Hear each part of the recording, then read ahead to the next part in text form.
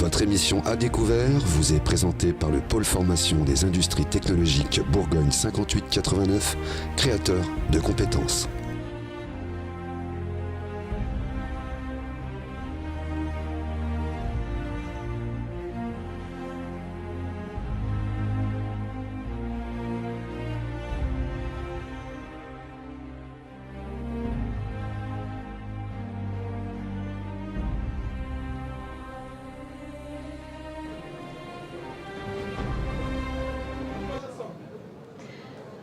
Bonjour et de nouveau bienvenue sur le plateau de Comcom TV, la télé de Lyon, au salon Récido.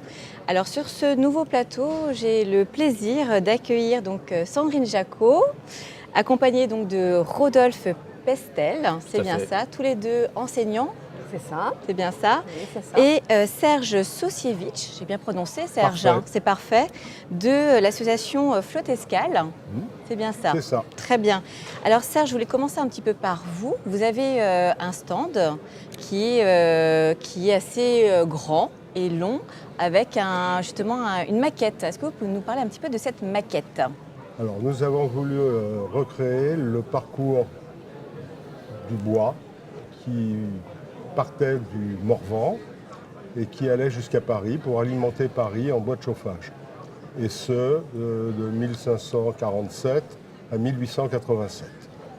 Donc la grande maquette, ça représente en particulier le parcours à bûche perdue, c'est-à-dire directement dans la rivière. Et la deuxième partie de la maquette qui a été un peu rétrécie ici parce que nous n'avions pas assez de place, le circuit qu'elle faisait en train de bois qui sont en fait des radeaux faits uniquement avec ces bûches, quelques autres morceaux de bois, mais entièrement en bois.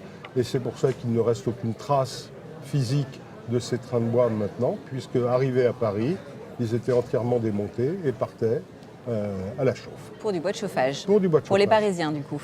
Pour les Parisiens, c'était uniquement ça. En fait, aux alentours de 1540, Paris était une très grosse ville, il y avait 300 000 habitants. Tout ce qui était bois avait été utilisé et déboisé pour faire des surfaces agricoles pour pouvoir alimenter la ville, du bois pour construire, du bois pour chauffer. Il y avait quelques magnifiques forêts, mais il ne fallait pas y toucher, c'était des forêts royales. Et Paris allait manquer de bois. Or, à cette époque, pas de bois, pas de chauffage, pas de pain. Pas de pain, ça veut dire des habitants qui partaient. Donc il était impératif pour le roi de France de trouver un moyen d'apporter du bois à Paris. Et puis on s'est rendu compte que dans le Morvan, qui n'était pas très très loin, c'est 300 km à peu près, il y avait beaucoup de bois et il y avait beaucoup d'eau. Et de l'eau qui allait justement jusqu'à Paris. À Paris. Donc on savait faire du flottage à bûche perdue parce que ça se fait depuis l'Antiquité et ça s'est fait dans toutes les périodes du monde. Absolument, partout. Et le problème, c'est que sur des ruisseaux qui font 1 mètre, 2 mètres, 3 mètres, 4 mètres, 5 mètres de large, on arrive à gérer très bien et à tout récupérer. Vous voyez, sur un truc qui fait 20, 25, 30, 40 mètres, on ne peut plus. Donc le problème était de savoir comment on allait faire à partir d'Auxerre environ jusqu'à Paris. Et un charpentier de marine a trouvé l'idée de faire ces radeaux, donc en liant des bûches ensemble, et faire ces radeaux qui allaient jusqu'à Paris. Jusqu'à Paris. Un train de bois, c'est 72 mètres. Alors s'il y a des gens dans la région qui habitent ici, ils ont dû nous voir sur un train de bois, puisque en 2015. En juin 2015, nous avons essayé de retracer l'épopée des flotteurs de bois en allant de Clamecy à Paris. D'accord. Il y avait combien de personnes justement sur ce fameux train de bois ? Sur les trains de bois traditionnels, ils étaient 2. Que 2 personnes ? Que 2 personnes. D'accord. Ils utilisaient la force motrice du courant et des barrages qu'on pouvait ouvrir de temps en temps pour faire de... Eux n'étaient sur le train de bois que pour essayer de diriger. Un train de bois, c'est 72 mètres de long, 4 mètres 50 de large, c'est 200 stères de bois, c'est à peu près 180 tonnes. Vous ne pouvez pas le diriger. Simplement, vous pouvez éventuellement donner une petite impulsion pour faire changer de... Nous, on faisait 25 tonnes. On avait un moteur au milieu, un moteur derrière. Vous avez un peu triché alors du coup. Oui, et puis nous, c'était pas que du bois, tout était vissé parce que, comme je dis, si on avait fait un train de bois traditionnel qu'on sait faire, on aurait eu le droit de faire des ronds dans l'eau à Clamecy et on n'aurait pas eu le droit de partir. D'accord, donc c'était quand même assez complexe. C'était vraiment un vrai métier à l'époque. Ah oui, c'était un métier. Non, puis là, à l'époque, il n'y avait pas de moteur sur les... Voilà, non, aussi. Il n'y avait pas de moteur, il n'y avait pas de bateau à moteur, donc on ne risquait pas, en perdant une bûche, d'aller fracasser une hélice de moteur. Donc c'est un peu pour ça. Donc, enfin, nous, ce qu'on voulait, c'était montrer aux gens l'aspect que ça avait, et ça avait tout à fait le même aspect. Oui. Et montrer aux gens ce qui s'était passé, parce que ça fait partie de notre histoire, c'est notre patrimoine à Clamecy. Nous sommes les seuls au monde à avoir fait du flottage de bois de chauffe de cette façon. Enfin, avec les fameux trains. Oui, combien de temps pour arriver jusqu'à Paris? De Clamecy à Paris, il fallait 10 à 12 jours. 10 à 12 jours. Et vous l'avez fait en combien Nous, on l'a fait en 20 jours, mais parce qu'on s'est arrêté. Vous êtes arrêté, il y avait des escales. Il y avait des escales, on a fait... Avec le public aussi, le public qui pouvait voir. Oui, bien sûr, jusqu'à, allez, on va dire, jusqu'à Montreux et un petit peu plus loin, jusqu'à Melun. Ça a été noir de monde. Oui, les gens étaient très intéressés par voilà. Et puis ça nous permet de reparler de cette histoire, parce que moi je suis parisien, je suis arrivé dans la région il y a 4 ans. Il y a 4 ans, je ne savais pas que Paris avait été alimenté en bois de par ce biais-là, à la rivière. Puis, voilà. Très bien. Donc là, vous avez un très très beau stand là, qui ne désemplit pas. Hein. Les gens sont curieux de cette histoire, en tout cas. Je veux dire qu'on a quelqu'un de chez nous qui a fait un travail magnifique, Michel Rivaux-Allan, ça il faut le dire. Combien de temps pour faire cette maquette? C'est assez minutieux en plus, très longtemps, on va dire. Longtemps, parce que ça s'est fait en plusieurs étapes. Disons que celle-là, on l'avait il y a 2 ans déjà, enfin quand on a fait... Mais elle a changé depuis. Voilà, elle a un peu évolué. Et elle est en train d'évoluer encore. Très bien. La prochaine fois, elle fait dans les 15-16 mètres. La prochaine fois, il nous faudra à peu près 20-22 mètres d'espace. Bah écoutez, il faudrait négocier alors du coup avec la salle. Voilà. Serge, je vous présente justement à côté donc Sandrine et Rodolphe. Donc vous êtes tous les deux enseignants. Sandrine, enseignante d'histoire géo. Rodolphe de SVT, donc sciences de la vie de la Terre. Absolument. Alors racontez-nous un petit peu pourquoi vous êtes là sur ce salon Récido et surtout ce que vous avez fait avec des élèves. C'était en quelle année du coup? Enfin, c'était 2017. L'année dernière, en 2017. Ouais. 2017. Racontez-nous un peu le projet que vous avez mené.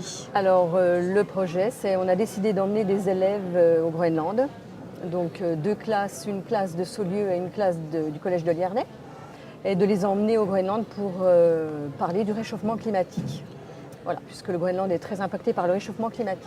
Et donc on a choisi un thème commun et on s'était dit on va essayer de donner un aspect scientifique à ce projet qui n'est pas souvent le cas dans le cadre des échanges Erasmus+, puisque nous avons monté un dossier Erasmus+, et qui nous a permis d'avoir un financement européen avec différents partenaires. Ce thème était l'étude des renards arctiques et d'étudier 2 espèces, renards roux qui sont présents dans le Morvan et les renards arctiques qui sont présents en Arctique, donc c'est-à-dire en Groenland. Alors leur aire de confrontation c'est la Norvège et en Norvège on a les 2 qui s'opposent et le renard roux domine le renard arctique. D'accord. Donc c'est vrai qu'on pense toujours Groenland, on a l'image non pas du renard, mais plutôt de l'ours blanc. Oui, c'est la représentation. Et en fait, pas du tout. Si, il est présent au Groenland, mais au nord. Dans les secteurs très au nord, puisque avec le réchauffement climatique, c'est pareil, son territoire de vie se rétrécit. Et donc il est obligé d'aller très au nord. Et là où on était sur la côte ouest, à Ilulissat, et il n'y a pas d'ours polaire. De temps en temps, oui. Un ours tous les 10 ans qui se perd en gros. Ah oui, d'accord, c'est pas non plus la majeure partie. Oui. Comment vous avez préparé ce voyage avec tous ces enfants? Alors, par l'intermédiaire d'un réseau, via le parc naturel régional du Morvan, on avait déjà initié un projet qui s'appelait Faune d'ailleurs, Faune d'ici, Faune d'ailleurs, et on a continué ce projet en disant on va essayer d'aller plus loin avec de plus grandes ambitions, et on a donc établi la destination lointaine, une des plus lointaines qu'on puisse faire à travers l'Europe, c'est-à-dire le Groenland. Et pour monter un projet comme ça avec des élèves, le nerf de la guerre, c'était l'argent. Oui. Et pour trouver l'argent pour 50 élèves, ça passait par l'Europe.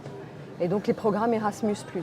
Et donc il a fallu monter un dossier très lourd pour avoir ce financement. Que vous avez eu du coup? Nous avons eu en totalité. Oui, bien sûr. Donc on est collège porteur, voilà. Et donc le principe c'est qu'on a trouvé une école au Groenland, et collège porteur on a rédigé le dossier, oui. Et donc pour les Saulieu, Liernay et le Groenland. D'accord. Projet commun. L'école du Groenland, projet commun. L'école du Groenland est un partenariat avec nous. Alors, malgré les fonds européens dans l'échange school to school, en fait, la difficulté, c'est de retrouver plus de 100 000 euros. Et grâce à différents partenaires et l'agence de l'eau qui nous a largement aidés. C'est pour ça qu'il est invité sur ce salon. Ce qui nous a permis sur place, en plus de nos 3 pièges photos qu'on avait mis en place avec le premier groupe d'enfants en février. Parce qu'il y a eu plusieurs groupes d'enfants, c'est ça? Tout à fait. Il y a eu 2 groupes, c'est bien ça? Alors on a fait 2 mobilités, 2 voyages. D'accord. Une première fin février 2017, début mars, une en avril. Et entre-temps, les Groenlandais, puisque eux aussi, c'est un échange, voilà, les Groenlandais sont venus et ils sont revenus au mois de septembre. D'accord. Et l'agence de l'eau, pour remplir le critère scientifique, nous a demandé, en partenariat avec les scientifiques que nous avions sollicités, puisqu'on avait 3 labos, un laboratoire norvégien NINA pour l'étude du renard arctique, avec Anne-Mathilde Thierry, Pascaline Bourguin qui était de la faculté de Grenoble, donc elle avec l'association Avunga sur une physicienne de la géodynamie arctique, sur les glaciers, déplacement de la glace, les icebergs, et la Société d'histoire naturelle d'Autun via le parc du Morvan qui nous fournissait un scientifique spécialiste mammifère Bourgogne, donc le renard roux. Et il nous fallait étudier cet aspect d'état de l'eau et de ces grands glaciers qui libèrent en permanence des icebergs. Et donc on a mis un piège photo qui, toutes les 6 heures, ont pris pendant 2 mois. Il y avait bien donc, justement un projet pédagogique. Donc bien sûr. Les enfants ont été, je pense, emballés par ce voyage, mais aussi le projet scientifique. Donc c'est ça, les pièges photos. Pour prendre en photo la présence de renard arctique, donc comment le piéger, comment l'amener à être devant le piège photo, donc toute une réflexion, et comment poser ces pièges, parce que là-bas, contrairement à vous, il n'y avait pas d'arbres.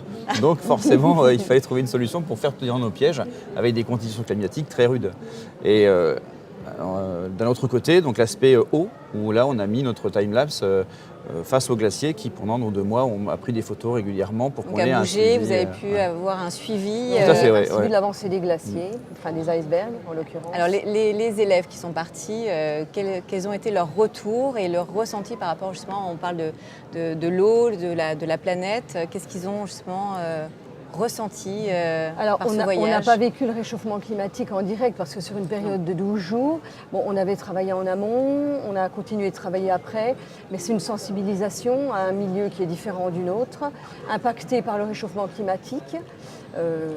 Là où c'est vraiment visible pour eux, c'est quand le Groenlandais lui dit vous savez, il y a 20 ans, l'iceberg ne faisait pas 100 mètres de haut, là en bateau, il en faisait 200.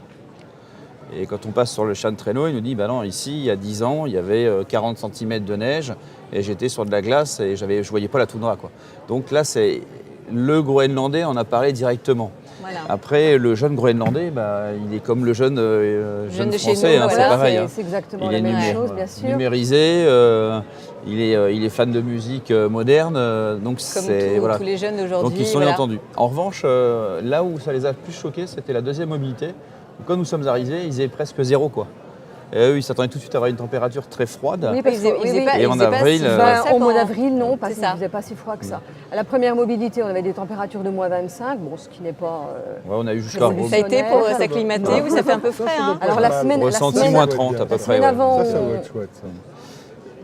C'est très chouette, c'est très impressionnant parce qu'à moins 25, la vapeur d'eau commence à geler, quoi. Donc tout ce que vous ressortez, vous ressemblez à un sapin de Noël. Oui. Donc là, toute la pilosité, les sourcils, etc., gèlent. Donc vous avez des gouttes d'eau qui s'accumulent. Voilà.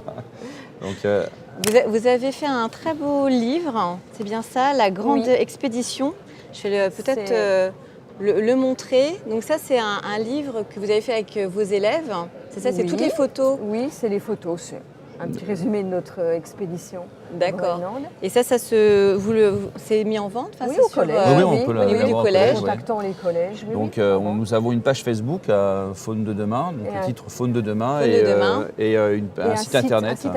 Et un site internet où on peut voir en fait toutes les photos de vos expéditions. Et ce qu'il est ressorti de tout ça. Le suivi en direct, l'icône, parce qu'on voulait un symbole. Donc les élèves ont fait eux-mêmes leur logo. Donc les Groenlandais ont fait leur logo. Et, on a assemblé les deux. Et le français a fait voilà, donc c'est un vrai projet. Tout à fait. Ensemble, chacun participait avec deux traditions différentes. Nous, on est dans la tradition de l'écrit en France. Eux, ils sont dans la tradition de l'oral. Et des langues différentes. Communiquer. Ah oui, du coup, ils parlaient en quelle langue, du coup? En anglais? Anglais. Au mieux. Au mieux. Langage des signes dans le pire des cas. Voilà, ils se sont compris. Je pense au Groenland, c'est le groenlandais et le danois. D'accord. Et les enfants apprennent l'anglais en troisième langue, donc ne parlent pas très bien l'anglais. Et les nôtres qui étaient en troisième ne parlent pas très bien l'anglais non plus. D'accord. Donc, ils ont quand même réussi à se comprendre. Ah oui, tout à fait. Oui, très bien. Oui. Il y aura d'autres projets comme ça on aimerait, pour les autres années? Oui. On aimerait cette fois-ci aller en Norvège, donc justement pour voir la confrontation des deux renards, pour clôturer le projet. Donc là, on attend les réponses des collèges, des écoles norvégiennes. Voilà, pour savoir si ça peut être validé et faire un autre projet éventuellement commun. Très bien. Après, les Groenlandais sont demandeurs d'un partenariat maintenant, qui sont venus en France. Voilà. Ça nécessite beaucoup d'argent. Donc là, nous repartons pour terminer le projet en avril. Parce qu'il y a tout un domaine, tout un environnement administratif, et puis il y a énormément de comptabilité à bien caler, et puis à faire les comptes rendus pédagogiques, administratifs, financiers, scientifiques. Donc il faut qu'on termine tout cela, mais on va essayer sur notre temps de voir s'il est possible d'aller un petit peu plus haut.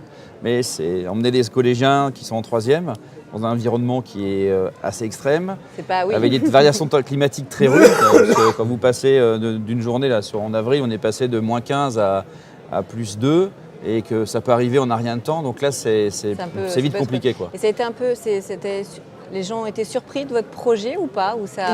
Beaucoup. Beaucoup. Les gens n'y croyaient pas d'ailleurs. Au début, voilà, c'est ça. C'est pas commun, c'est vrai que... Ils nous ont laissé parler, les Audiba, qui fassent leur projet, ils voulaient emmener nos enfants au Groenland, bien sûr. C'est ça. C'est ça, très bien. Notre association date de 2011. Quand elle a été créée en 2011, on a vaguement dit on pourrait peut-être, mais à partir de 2012, on a dit on enverra, on mettra un train de bois de Clamecy à Paris. Bien sûr.